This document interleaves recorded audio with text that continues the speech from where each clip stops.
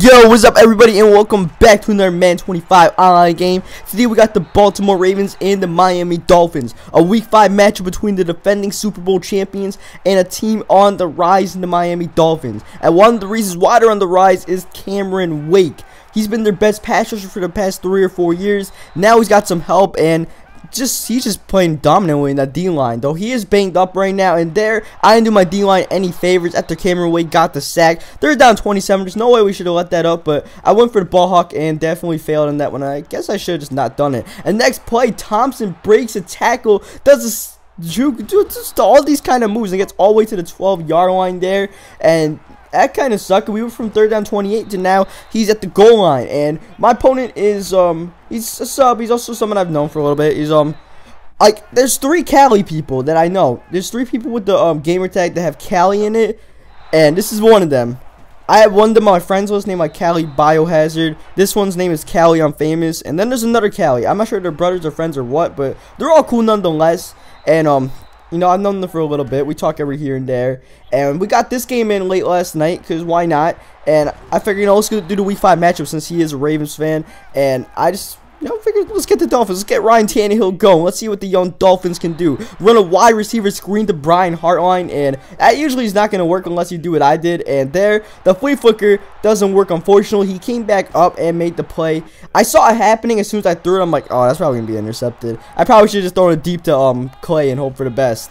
And we had him fooled, but he just didn't get stuck on the D-line. Since he did that, he didn't get stuck. He was able to recover. So we turned the ball over on our first drive, and I peeped Cali's record before the game just to see what I was getting myself into. And his record's like 21-3 online, so I'm like, shit, I'm kind of screwed. Thankfully, though, Cameron Wake is playing like a beast, giving Flacco not much time, keeping him under duress in the pocket. So my 3-man pass rush is looking pretty good.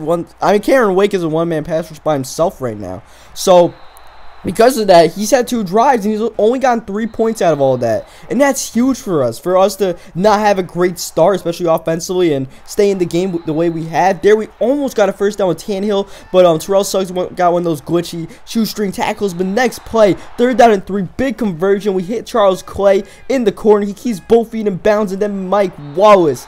Beautiful pass there by Ryan Tannehill, throwing it between all the zones, and then Mike Wallace does the rest, dodging the one guy and getting in the end zone, and we take the lead. So we go from our shaky start to now, we get another defensive stop, which is easier said than done. You know, we might look all right, but like I said, easier said than done. Defense, you know, you don't even have to be good in this game.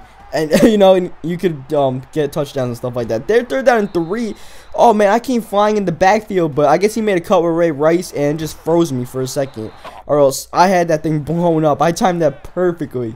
Instead, he got a great game with Ray Rice. Did a lot of juke moves, but 2 plays later, Nolan Carroll makes a big-time jump on the route. You don't see that too often. Nolan Carroll, he read that thing and just made a great cut, got the interception. But unfortunately, he put himself on the line in that play. He's done for the rest of the game. He's on the cart. I don't know what injury he has, but we're not going to see him back, which sucks because he was playing a good game before that. I think he made a swat earlier in the game. And, you know, we got another defensive stop. Like I said, it was easier said than done, but we got it done. And now that we got it done, we got the ball back, and we can get some serious momentum. Unfortunately, we get sacked there, almost lose the ball. So that one dude whiffed on the ball. Brings up 3rd down and very long nonetheless. And I think they overturned the fumble, but it doesn't really matter because it was still 3rd down and long nonetheless after we got sacked and we had to punt the ball. But look at where we punt the ball, at the 2-yard line. Can you ask for a better punt than what I just did? And because of that punt, we forced him deep in his own territory, and he has to throw a pass like that because he's just, you know, under duress. The pressure from Cameron Wake's probably in his head. You know, his own goal line is in his head. You can't really see that well from that thing. I could barely see that well, and I'm not even passing the ball. So he just took a deep shot, and it just did not work. Rashad Jones came up with the pick, and we got great field position, and that's why you punt the ball, man. You get great field position, and boom, we fumbled the ball again. Thankfully, we recover again, but Daniel Thomas should have never been on the field in the first place. I hate the fact that the Dolphins have him as the 3rd down back because I mean, no one wants to play with Daniel Thomas in Madden. In real life, I'm sure they want him for like a 3rd down and 1 back, but in Madden, no one wants to play with Daniel Thomas as we drop the pick there. Because he's way too slow, and as you saw, he's not agile enough to make a cut, especially when no one's on him. And apparently Chris Clemens just can't catch in general. We just dropped 2 picks in a row there. That sucks. They're down in 10. Flacco trying to step up, and Flacco takes off. And I don't know if that jump increases your acceleration or something, but Flacco flew out of that pocket once he jumped. But this time, I'm not dropping the pick. Third time's the charm. Chris Clemens gets the pick. Nice bait there on the tight end. I think it was Trails route. And we get a great return here all the way to the 13-yard line. There's only 6 seconds left, so I mean, that was a really not great decision by him to force that throw.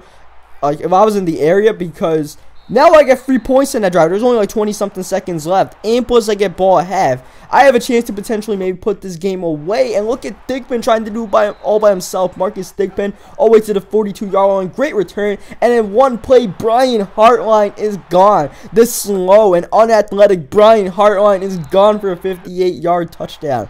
I tried to do a super juke move, and the super juke move didn't come through, but it kind of did because I was able to move left and get away from that one cornerback. I might have been like Corey Graham or someone on the Ravens. Whoever it was, definitely got burned there. And now we're looking pretty good. Like I said, you know, Callie's a really good player, so I'm kind of shocked the way this is breaking down right now. And hopefully we can keep this up. 3rd down and 2, he is able to convert to Jacoby Jones, who goes flying in the air on the hurdle. And, you know, I haven't kind of boxed up. I haven't boxed up at the same time as we get a big hit there in Flacco. Flacco gets injured, but he comes back the next play. I don't really understand that. We injured Flacco, but he comes back. At the same time, though, I'm not really looking forward to play Tyrod Taylor, so it's not the worst thing that Flacco came out. Because the way he's running out the pocket with Flacco, if he did that with Tyrod, it would be bad too. And look at the way Flacco leaving the pocket, and he starts doing spin moves and all this stuff. I think he's in no sheds given mode. Now he's down 3-20 doing spin moves with Joe Flacco. Here we blow up the run with Ray Rice, trying to make a goal line stand here, making sure he doesn't get a touchdown, but he makes a smart screen pass call here and gets the ball to about the 4-yard line, 5-yard line I should say, but Ray Rice is injured and gone for the game. Big loss for his offense. Now he has to rely on Bernard Pierce. 2nd down and goal. We're going to pass the ball. Nope. Just going to run it with Joe Flacco again. That's just the way that drive went. There's like 3 Joe Flacco runs. So, you know, kudos to Joe Flacco for getting it done that drive. And now he gets a key touchdown. And at some point, he's going to need a defensive stop to get back in this game. Whether it's a punt or some sort of interception or fumble or something. And look at Tannehill taking off on the read option. First time I ran the option all game. And Tannehill, you know, he made him pay for that one. Here Tannehill takes off in the pocket. Throws it on the run to Gibson, who hangs on. And you would think Gibson was the one who got injured. But Tannehill got injured. Tannehill got hit way after he threw the ball. There should have been a damn roughing the passer penalty there for how late Tannehill got hit. And now he's gone for the game because of that damn cheap shot. Come on, EA. And now 2 plays later, we bring Matt Moore in the game, and I cannot react to the pressure in time from whoever was rushing that left side. Might have been Terrell Suggs, might have been Doomerville, one of those 2 guys, and whoever it was just crushed Matt Moore. Matt Moore puts it on the ground, and my 3rd fumble is the charm for him. I finally put it on the ground. He finally picks it up after I put it on the ground, and that's what he needed. He needed that turnover, and now he's in great position to make it at least a 1-possession game with at least a field goal here. 1st down, we blow up the screen, and he gets hit before he can throw it anyways. 2nd down, he tries to throw the curl route or something there, but we have Misi in the purple zone there, and the purple zone reacts, and look at Misi. Oh, man. We almost took that one back even further. I was working those sidelines real well, but I just couldn't work them well enough after a while. And here Mike Wallace hits the home run play. We run play action. We force him to bite on the play action, leaving Mike Wallace wide open in the middle of the field. Next play, I was looking for B, but B stopped mid-route, so I couldn't really hit him. So I just had to throw it away. 2nd down, we get a nice run to the outside. He dies prematurely, and Lamar Miller is in for a touchdown. And we get back our 17-point lead. So, I mean, I'm really proud of the way we're playing defensively, because we've had a few, you know, mishaps offensively, and this is one of those rare mishaps we've had defensively. Defensively, we have not given us a deep ball like that all game long, but I accidentally blew my zone. I didn't realize I was controlling a guy who was in a deep blue zone, or else I would have covered that guy deep, and I left him, and that just left him wide open there. So that was just, you know, a blunder on my part. That brings up 3rd down and 1. We got Matt Moore going to run some play action, but for some reason the tight end doesn't chip Terrell Suggs, and that's not a good idea, leaving Terrell Suggs unblocked. Now we have to punt the ball, down by 10, And hopefully we could, you know, at least force him to kill some clock while he's going downfield. That's the goal. There, Joe Flacco takes off in the pocket again and gets another first down. Yet he does take, actually he doesn't get the first down, but he does take another hit. I'm not sure how that wasn't the first down, but Flacco's going to make sure he gets the first down this time. Just continuously taking off, taking advantage of my lack of rushing people. And now the Cameron Wake pass rush isn't coming through as much. First down, Flacco throws it. I think he said he threw it to the wrong person. And he'll be happy that one wasn't intercepted. Second down and 10 on New Life. He gets the first down, and Brandon Stokely just shaking people up all the way to the 2-yard line. First down and goal. Bernard Pierce, he tries to dive, but the dive leaves the ball in the air and knocked out by someone. And this dude Vernon picks it up. But nice guy Cookie Boy decides, here, have the ball right back. Because if I'm not losing the turnover battle because of fumbles, it's not a Cookie Boy game. So I put it back on the ground and Doomerville picks it up. God forbid I don't have 10 freaking fumbles a game. Next play, I was gambling on a run and he ran play action. And I had like, what, 8 people in coverage or 7 people in coverage. And we still couldn't stop that. It was like, alright, whatever.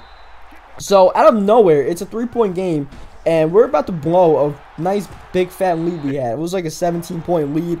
And we're about to blow it here. We don't get things done. There he gets one of those BS injury timeouts that helps him save more time, helps him save a timeout, or else the clock would have went to the 2-minute warning. And now we're stuck with a really big third down. We got to convert this one, or we might have to, we're probably going to punt the ball here, unless it's like a 4th down and 1 after this third down. We haven't been good at third down all game long. So 3rd down and 7, we're looking and we see Daniel Thomas wide open, and Daniel Thomas gets the first down in the wheel route. Get it out of bounds, because I've been fumbling the ball way too much in this game. I'm not even going to take a chance. I don't even care the clock stop, because I think, you know, we're in good position. That, okay, maybe not. And we almost fumbled the ball again after Mike Walsh tried to make a one-handed catch. And this third down is pretty much the game on the line for him. And we find RB in the corner. And I think that's Gibson who gets the first down and clinches the game for us.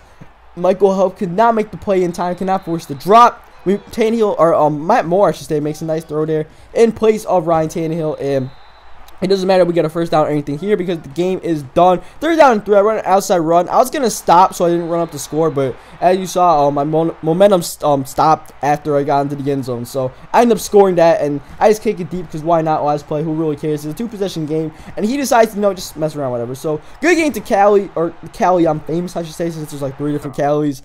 He played a good game, but defensively, we did what it took to win the game. Even though, you know, we gave up the lead late, but, you know, the early stuff, the early downs, they did matter since it gave us the cushion.